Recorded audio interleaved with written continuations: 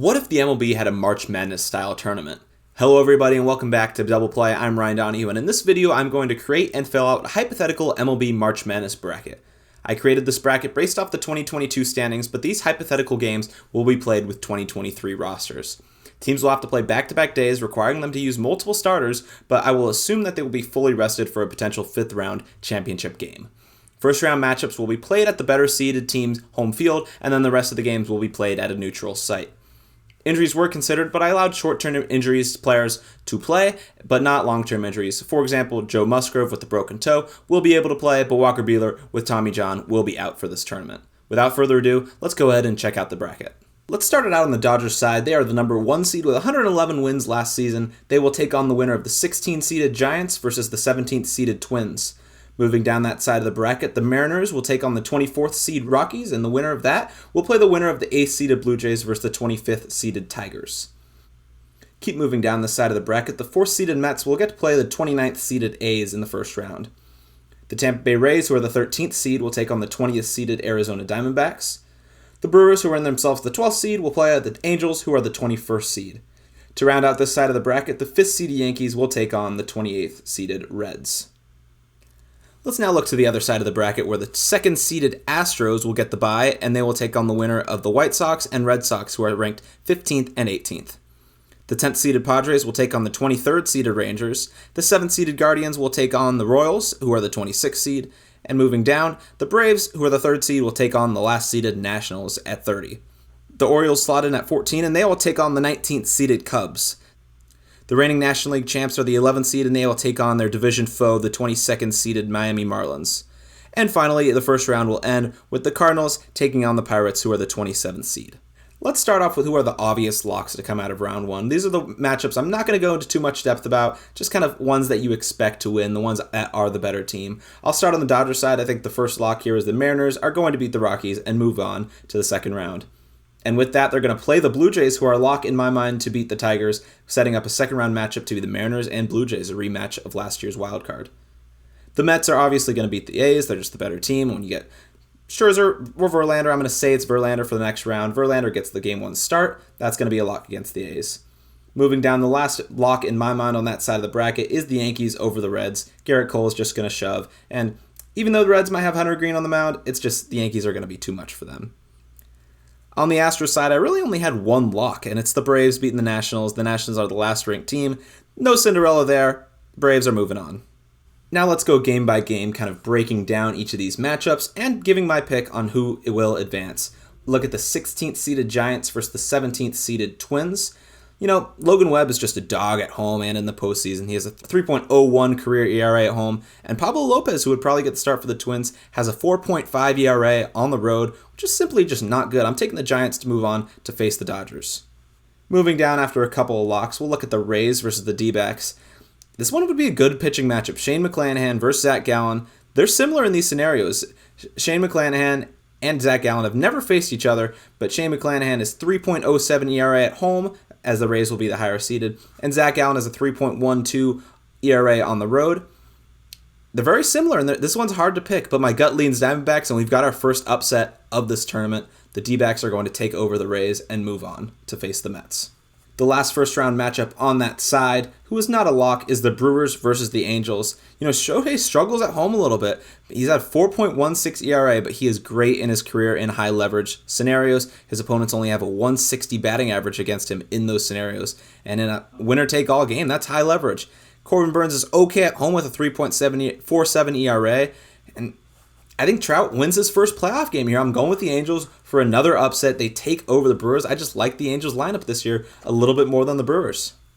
Moving our attention to the Astros side, where they will get the bye and they will face the winner of the 15th seeded White Sox versus the 18th seeded Red Sox. And in the battle of the Sox, I'm going with the Red Sox. Dylan Cease is bad versus the Red Sox in his career with a 9.98 ERA. The White Sox did take 4 of 6 meetings last season, but they were outscored 38-23 in those meetings. I'm going to go with the Red Sox and Chris Sale upsetting the White Sox to move on to face the Astros. Now we're going to look at the Padres, who are the 10 seed versus the 23rd seeded Rangers. And this one's tough because obviously the Padres are the better team, and I would take them probably to win a 7-game series in 5, probably the majority of the time, but they're going to run into Jacob deGrom for the Rangers, and I'm actually going to take the Rangers here. Jacob deGrom is just, it sucks for the Padres. I'm not trying to be a hater on the Padres, but Jacob deGrom, I'd probably pick him against any of these teams, so the Rangers move on and they upset the Padres in round 1. The 7th-seeded Guardians will play the 26th-seeded Royals, and this one was close to a lock in my mind. I'm just going to go put my faith in Shane Bieber to beat Zach Greinke or whoever the Royals want to roll out for their Game 1. I think the Guardians are just, they were a playoff team, they won the division, and they're just better than the Royals. I'm going Guardians here. Now looking at the Orioles and the Cubs, and the winner will face the Braves, who are a lock in round 1. And looking at this one, you might want to go the Orioles off the jump, but Kyle Gibson would start for the Orioles, and he has a 7.53 ERA in his career versus the Cubs, and Marcus Stroman is a good big game pitcher and has a 3.63 career ERA on the road. I'm going to lean Marcus Stroman to shove and kind of give the Cubs the round 1 win over the Orioles, and they move on. Now we're going to move on to the last 2 matchups of the first round. It's the Phillies and it's the Marlins. This one's tough because you get Zach Wheeler against Sandy Alcantara, and they're both just great pitchers. And the Phillies obviously have the better lineup than the Marlins, but Sandy Alcantara was the Cy Young winner last year. But the Phillies actually did hit him a little bit. He had a 3.16 ERA in 2022 versus the Phillies, and that Phillies lineup only gets better. And Wheeler shoved against the Marlins to a 2.41 ERA in 2022. The Phillies won this season series 12-7 last season, and so I'm going to go with the Phillies to move on. The final first round game is the Cardinals versus the Pirates. This one is close to a lock in my mind as well. The Cardinals are just simply the better team, and Waino's experience wins. It wasn't a lock to throw in with the other ones, but because the Pirates have some okay players, but the 27th seed will fall to the 6th-seeded Cardinals. Cardinals won the season series 13-6 last year, and that's really just it. The Cardinals are the better team. They're going to move on to face the Phillies in round 2. That's it for round 1. We had a lot of good matchups, kind of some hard ones, surprisingly, for round 1. Round 2 is going to get so much better, so let's go ahead. Let's move on to the round 2 matchups. Let's move back to the Dodgers side of the bracket. Well, they will face their division rival, that is the San Francisco Giants, and it'll be Alex Cobb versus Julio Urias. Alex Cobb has a 4.98 ERA in his career versus the Dodgers. The Dodgers hit him well, and Julio Urias shoves as a 2.12 ERA against the Giants. No upset here. I'm going to go with the chalk. Dodgers are moving on, the 1 seed. The next one is a really good one, the rematch of the AL wildcard last year, which saw the Mariners winning 2-0 against the Blue Jays. Both Ray and Gilbert, whoever you want to start here, kind of struggle versus the Blue Jays outside of Robbie Ray in that playoff start, Game 2 last season. You'll get Kevin Gausman, and I like the new-look Blue Jays a little bit here to avenge 2022 and move on to face the Dodgers in round 3, the Sweet 16. Moving along this side of the bracket, this is as close to a second-round lock as you can get. It's the Mets versus the Diamondbacks. Scherzer will shove, and he could just honestly beat anyone in the second round who you face. So the Mets are going to move on to the Elite Eight. The final matchup on the Dodgers side of the bracket is the Angels versus the Yankees. I just think Rodon will dominate the Angels, and I think a big Judge homer off Anderson will propel the Yankees to move on to the Elite Eight to face the Mets. The 2-seeded Astros will face the Red Sox, and sorry Red Sox fans, you win Game 1, but I think Framber Valdez deals here and ends the Red Sox hopes.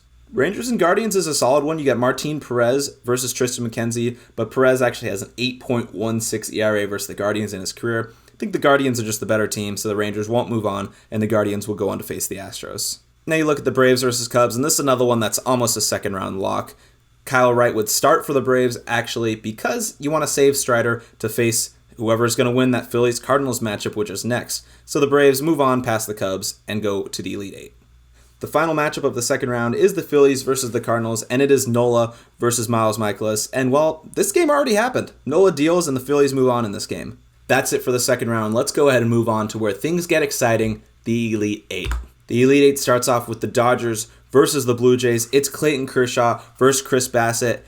And honestly, this was probably the hardest one out of all of them that I had to pick. Because if you guys watch us, you know that I am a Dodgers fan, so I really wanted to go the Dodgers here. But I just think the Blue Jays' big righties and Bo Bichette, Vladimir Guerrero Jr., Matt Chapman, among other bats, George Springer, that just to name a few, I think they'll come through and upset the Dodgers, and they are this year's Cinderella team, moving on to the Final Four. The team they will face in the Final Four is one of the Mets and the Yankees. This is another great matchup. It's going to be Kodai Senga versus Luis Severino, and it's a really tough pick because Severino hasn't pitched against the Mets in a long time, and Kodai Senga doesn't have a major league start yet. So I'm just leaning to go to the Bronx to win this battle of New York in this one. I just think the Mets gonna Met. We talked about that a little bit in our Mets season preview, but I'm going the Yankees to move on to face the Blue Jays in the Final Four. Back to the Astros side, I think this is where rest really helps the Astros. It'll be Christian Javier versus Cal Quantrill, and Christian Javier just dominates the Guardians. He has a .63 ERA in his career against the Guardians. You know, this is as close to a lock as we can get at this stage. Quantrill is okay against the Astros, actually better than okay, with a 2.75 ERA in his career. But, you know, I'm just not doubting in the Astros. I think they move on to the Final Four. This next matchup between the Braves and the Phillies is maybe my favorite one of the entire tournament. You get Spencer Strider versus probably Ranger Suarez in this game, and Strider has a 1.27 ERA versus the Phillies outside of that playoff start that he had last season. The Phillies won that NLDS series and moved on to the NLCS, where they eventually went to the World Series in the 2022 playoffs. But the Braves won that season series 11-8 in the regular season. And I'm actually going to go with the Braves to avenge their loss here. These two crowds would be rowdy, but I'm taking the Braves to move on. That is the Elite Eight, and we're almost done. We're moving on to the Final Four now. You get the Blue Jays, the Yankees, the Astros, and the Braves. 3 American League teams and 1 National League team. Who is going to be the winner? Let's keep moving, keep going, and let's figure this out. The originally 8-seeded Blue Jays will take on the 5th-seeded Yankees in the Final Four. And this is a great matchup. You get probably Jose Barrios versus Nestor Cortez. And I'm sorry, Blue Jays fans, I think your Cinderella story ends here as the Yankees move on. They won the season series 11-8 last season.